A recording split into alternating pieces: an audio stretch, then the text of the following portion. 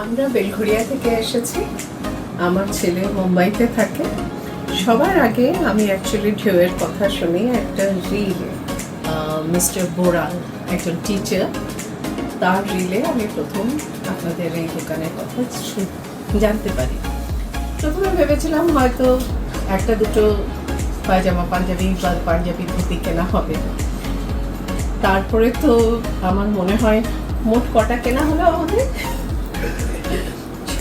মানে শুধু আমার ছেলের মধ্যে- যে মানে পছন্দ হয়ে যাচ্ছে, আর 10টা কেনেই হয়ে গেল।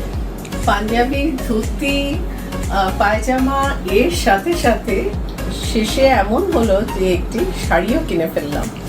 এবং আমার বলতে বাধা নেই, সব থেকে বেশি ভালো লেগেছে আপনাদের দোকানের অ্যাম্বিয়েন্সটা এবং প্রত্যেকটি মানুষের ব্যবহার ভীষণ ভালো লেগেছে, যার জন্য বোধহয় একটা আউটিংয়ের মতন এখানে বসেই সারা মোটামুটি অনেকটা দিনের অনেকটা সময় আমরা কাটিয়ে ফেললাম।